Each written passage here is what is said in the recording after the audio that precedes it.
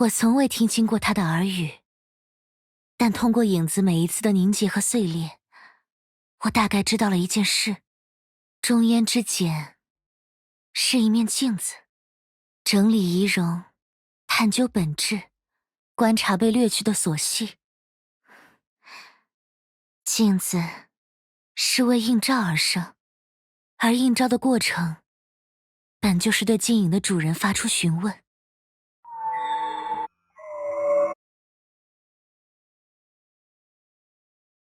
我是希纳迪亚，拉卡达王室最后的公主，受贵族尊敬，得平民爱戴。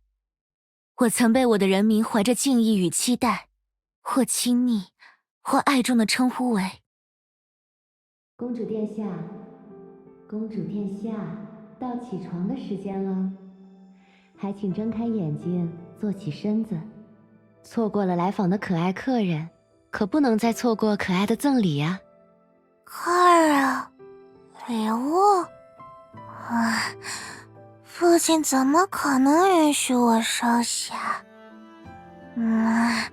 骗人！为了惩罚这位说谎的女士，我要奖励她的公主殿下再睡5分钟。不，1小时。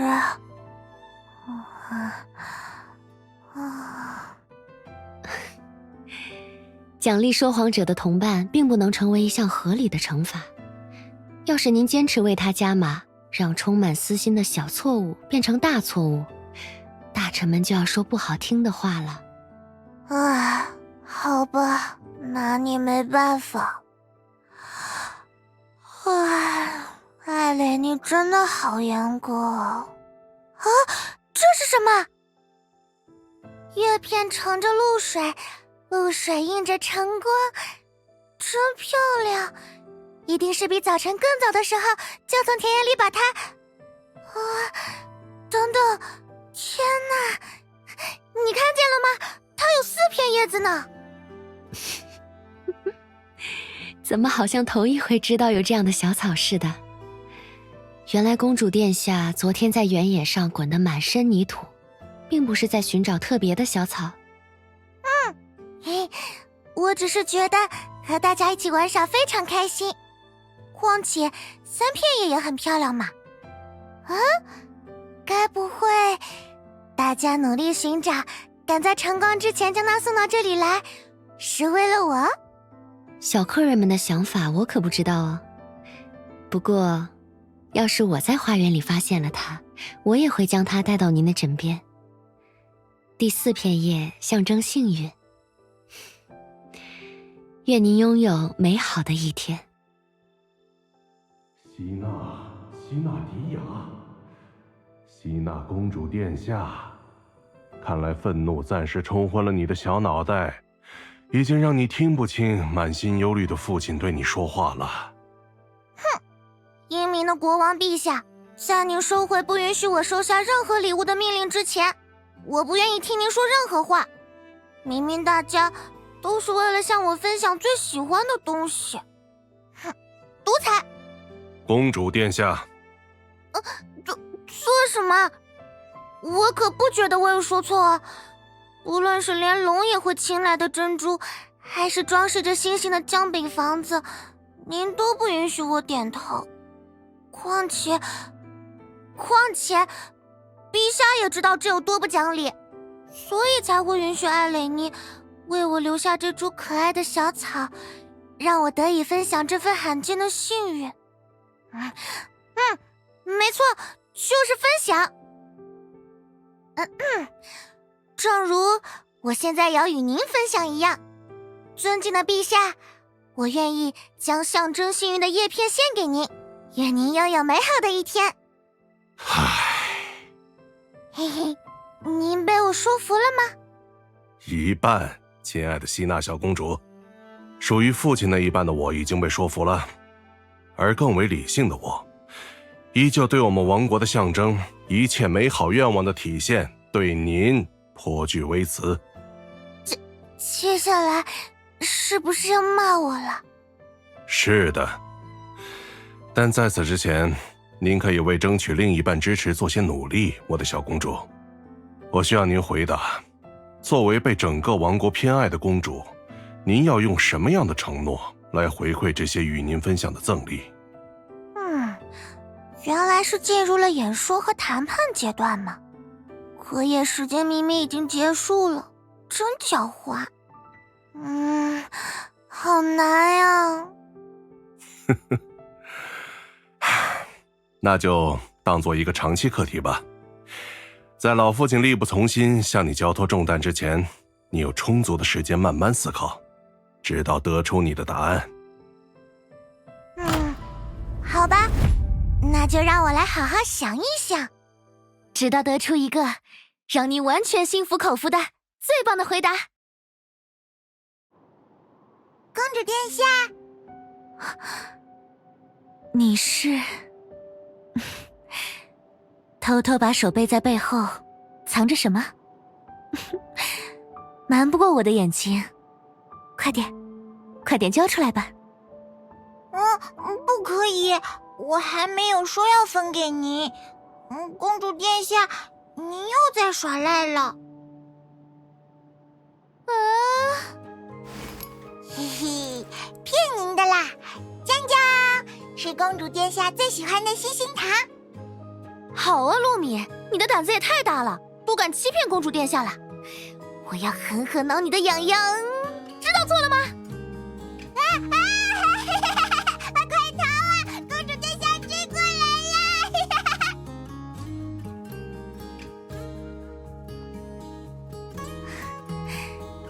真怀念啊！虽然这座城邦只是解模拟的舞台，并非真正的拉卡达，但阳光是一样的，公主殿下来了，洋溢着笑容的面孔也是一样的。他们都源于我的记忆，也早已是我的一部分了。每次看到这些面孔，还有那时在阳光下漫步的自己，心里就会变得很温暖，很温暖。今天的橘子甜看到得人心公主殿都化了。下，就觉得日子又有盼头了。公主殿下越来越漂亮了。公主殿下，公主殿下来了。曲子，要不要听听看？没事，克莱娜，这不是疫病，大概是昨天有些着凉而已。我当然知道了，昨晚你去果园的时候，还是我为你提着灯呢。我要是那时候把披风给你就好了。一会儿回到家，我就给你煎些草药。说起来，都怪老头子，那么晚还要去摘果子啦，真是的。老头子就是让人不省心。公主殿下，是，都怪爸爸。公主殿下过来了，克莱娜，你挑些好果子分些给她。谢谢吉尔叔，谢谢克莱娜。公主殿下，好漂亮的果子，新的曲子，分给我这么多，真的可以吗？拿着吧，拿着吧。老头子就是看这一季长得格外好，才想分给大家。要是公主殿下不夸夸他，他晚上一定会躲在被窝里偷偷哭鼻子。我写了新的曲子。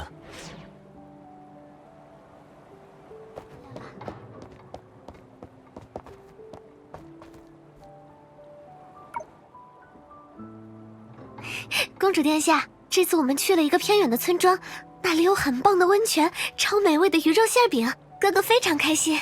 虽然那份快乐很快就被难喝的药汁浇灭了。格兰妮，公主殿下，我们带来了伴手礼，是有花朵香气的蜂蜜制作的布丁，请您务必收下。齐安和格拉妮每一次外出旅行都会给大家带回礼物呢，真是太贴心了，谢谢你们。看到你们没有被瘟疫打倒，我就放心了。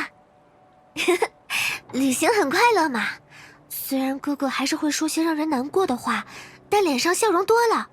要是刚巧碰到敏锐的嗅觉和触觉能帮上大忙的场合，就更别提他有多骄傲了。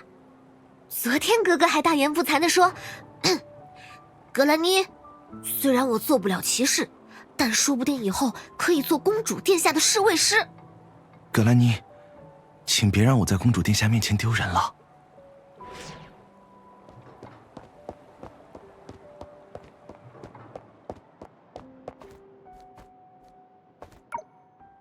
公主殿下，祝您安好。你好呀，利特斯特，你在巡逻吗？还是陛下吩咐了什么事，专门要你去做？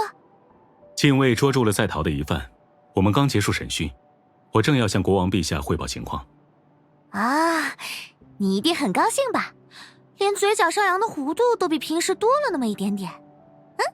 是哪个案件的犯人终于被铁面无私的利托斯特大人抓到了？是在领地收取高额税金的贵族，在带着金币潜逃的时候被我们抓获，就是曾为公主殿下献上罕见珍珠的那一位。不论他这么做出自何种理由，因正确的行为受嘉奖，为错误的行为受惩罚，这是理所当然的法理，您无需为此忧虑。那好吧，我就不拦着你了，工作加油啊！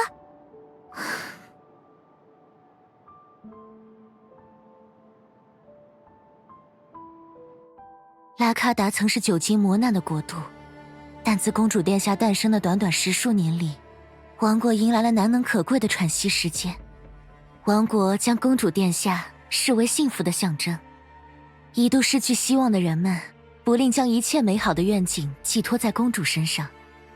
他们凝视她，如同长久凝视一轮温柔的太阳。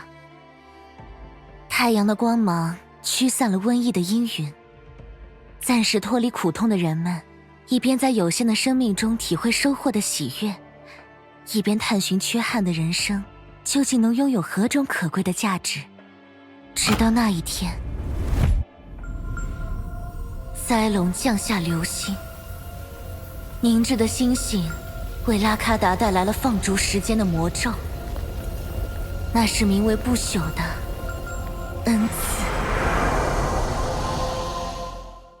永生的欢悦是他所遗留的一斗脆弱的星火，当一切被拉扯至永恒的维度，捍卫幸福所需的代价自然也变得难以承受。人们因此无法再向他人伸出爱与善意的手掌，直到独善其身也沦为可悲的幻想。在正义被践踏，善良被掠夺，公理被颠覆时，这微光慢慢的熄灭了，取而代之的是永永远远无法熄灭的战火。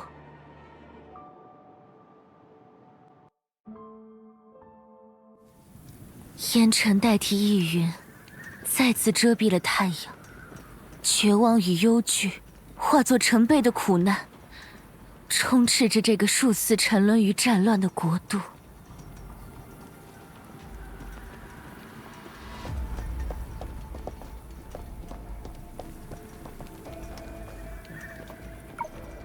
他们疯了吗？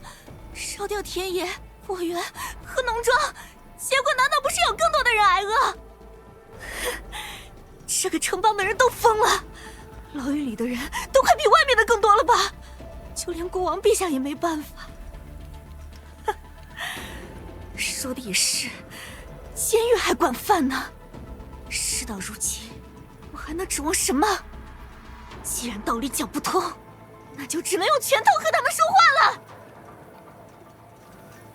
明天，未来，这些词眼不再具有令人向往的含义。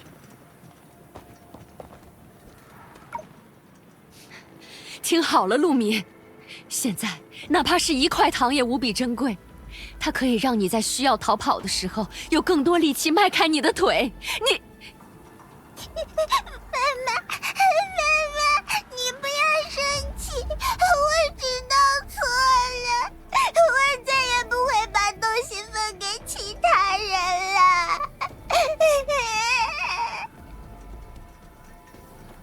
每当人们谈起明天与未来，脑海中映出的却是更甚于今日的饥饿与疼痛。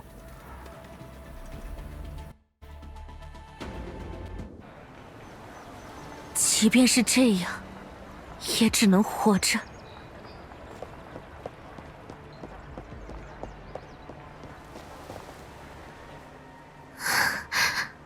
好饿，好累，好困。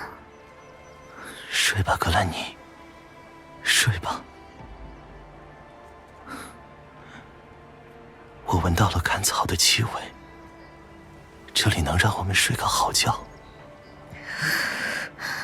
好冷，哥哥，我们把火堆点起来吧。哥哥把火点燃，别怕，我们再也不会冷了。可只要活着，痛苦就永不终结。怎么还不动手？刚结束的这一场战争，他的发起人就是老头子我。我的女儿死了，死在他的小小的抗争中。这就是永生者的悲哀。无论发起者是谁，都只有一种取胜的手段：狠下心，比你的对手更快变成怪物。克莱娜一直是个好孩子，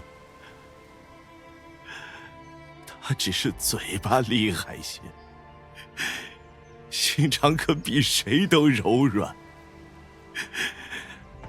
他最宝贝那些果树了，眼见着被糟蹋成那样，心里一定委屈得不得了。而我找到他的时候，他正孤零零的被穿在木头上，哭着喊疼呢。火光让夜晚变成了白昼，白昼里他要怎么安睡呢？我无法走入火中，明明以往每一个受了委屈的夜里头，他哭累了倦了，都有我为他掖好被子。这一次我却不能为他披上斗篷。老头子我呀，只能让火烧得更旺些，好叫他的苦痛结束得快些。无论如何，你应被处以极刑。是啊，是啊，老头子我是被判处了极刑，应该被立刻处死。可骑士大人，即便拿上那把剑，接下这个不属于您的职务，也没能像我一样取得自己应有的觉悟。我只是认为，即便是亟待处刑的罪人，也应该拥有体面迎接死亡的权利。天真，老头子可是最清楚，永生早已剥夺了我们善终的权利，执行死刑如今也无异于虐杀。他们怎么对我的女儿，我怎么对那些人，你就要怎么对我。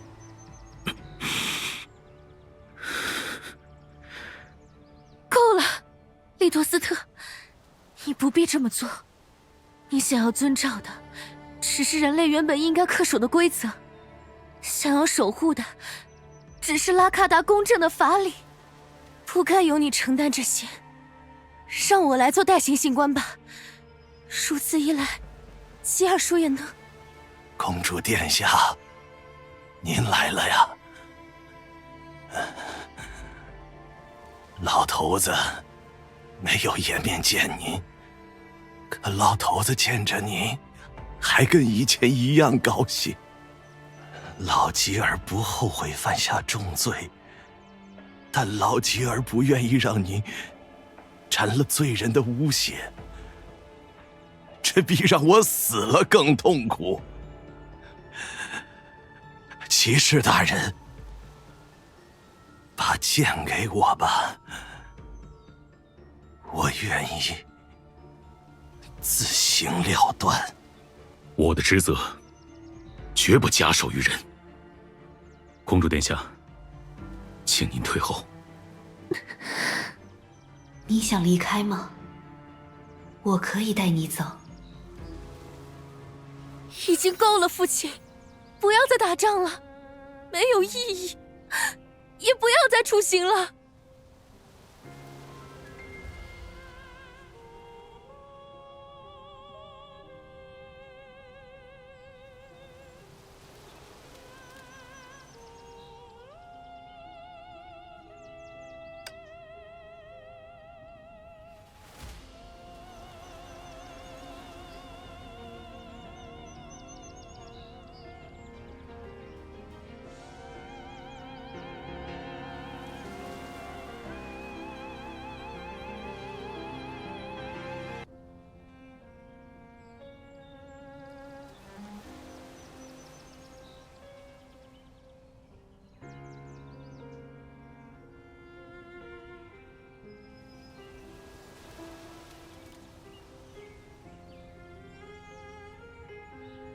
王国和国民都已经到极限了。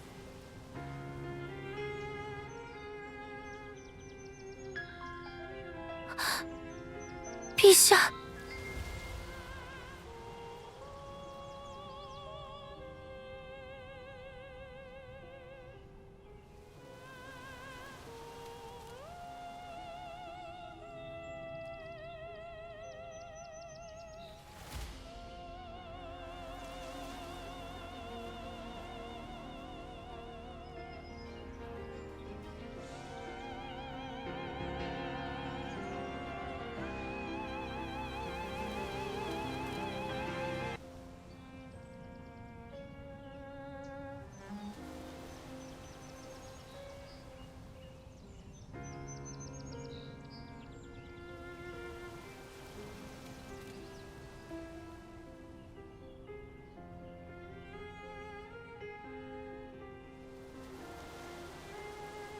希娜，我救不了我的国度。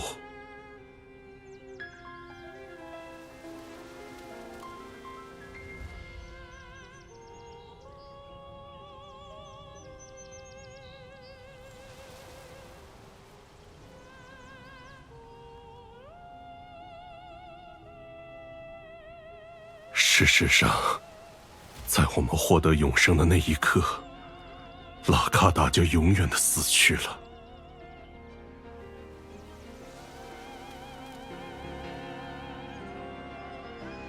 我们将用漫长的余生，在每一个无望的明天里，学会接受这一切。我不要，这不是我渴望为我的人民建立的国度。我想要献给大家的，绝不是一片容不下土壤的冰原。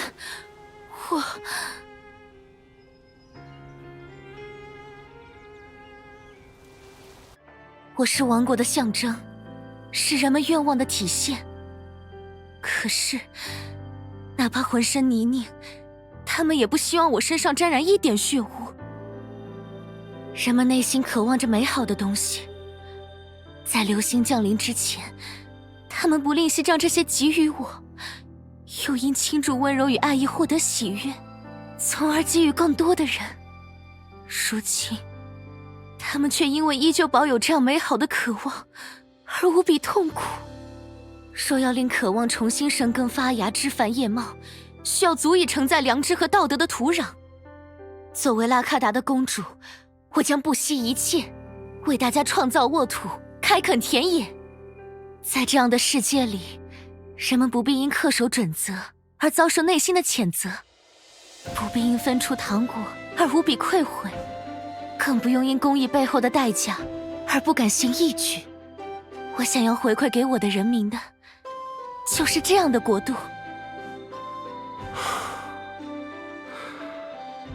如果我即将寿终正寝，躺在病床上被你握着手，听你交出如此令人欣慰的答案，再满足地长眠于你的国度，那该是个多么幸福的结局。我曾为饱经苦难的人民将你视为精神寄托而无比担忧，我曾畏惧有朝一日你会被过量的期许反噬，因为那时的世界没什么能够长久。现在也是如此。有时我会苦中作乐地想，或许正是因为灾难的流星转移了人们的视线，才能让你被一直偏爱着。但那已不重要了，因为你还是一个这样好的孩子。我知道你和你的朋友在筹备一次对永生的反叛，你们要离开拉卡达，飞向星海，那就离开这里吧。离开拉卡达的土地，走得越远，不朽的力量在你们身上的体现就越弱，直到迎来一场普通的死亡。但在那之前，你们会找到一颗平凡的星星，建立一个由我的女儿抚育的，能让美好的愿望生根发芽、枝繁叶茂的国度。在无算侠视线的未来中，唯有这条路的可能没有被全然否定。真想亲眼看一看呢。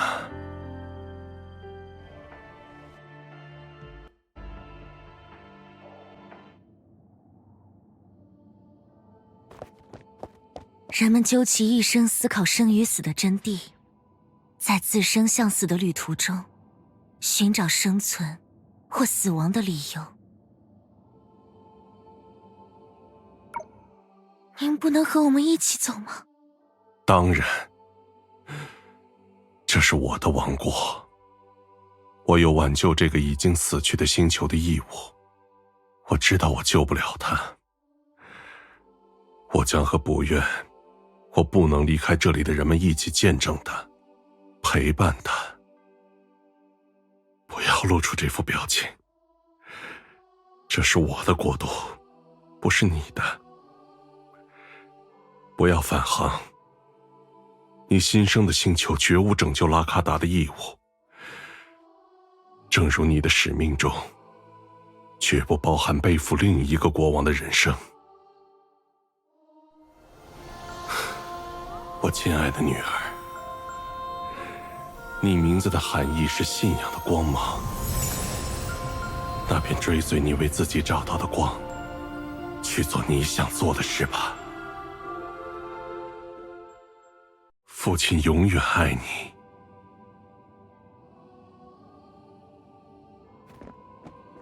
或是寻找让自己能无畏死亡的坚定意志，或是寻找让自己能努力前行的美好愿景。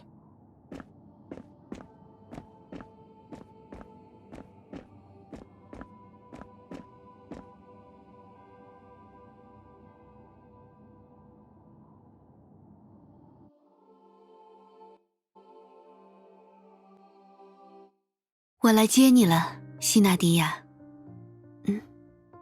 就你一个人吗？我也不知道，虽然我已经对大家说过，下定决心的人到这里集合，但究竟谁会来，会来多少人，我心里也完全没底。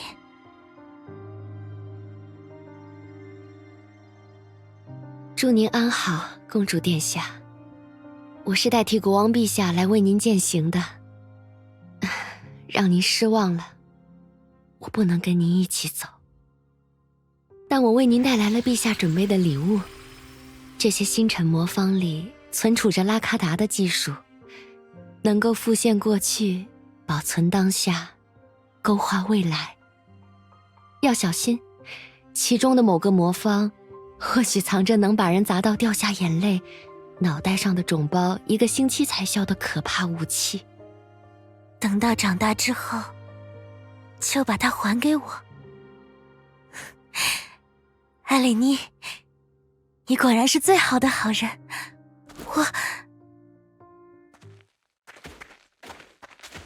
请问，想要托付给公主殿下带往未来的宝物，是放在这里面吗？我的音乐，我也不知道有没有资格成为后世文明的基石，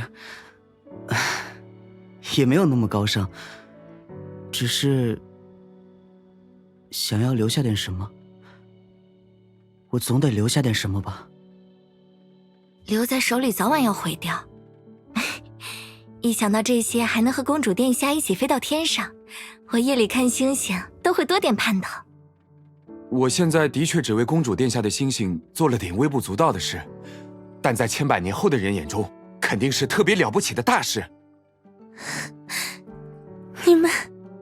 偷偷告诉你，把东西放进去的这一秒钟，让我回想起了做人的感觉。谁不是呢？难熬的时候回味一下，要至少撑20年。还有，我见不得公主殿下哭，你快想想办法。利托斯特大人过来了，大家商量后决定，公主殿下有连同他在内的22位旅伴同行。上次邀请他的时候，他还不同意呢，不知道是不是陛下对他说了什么。算了，来了就把他也带走。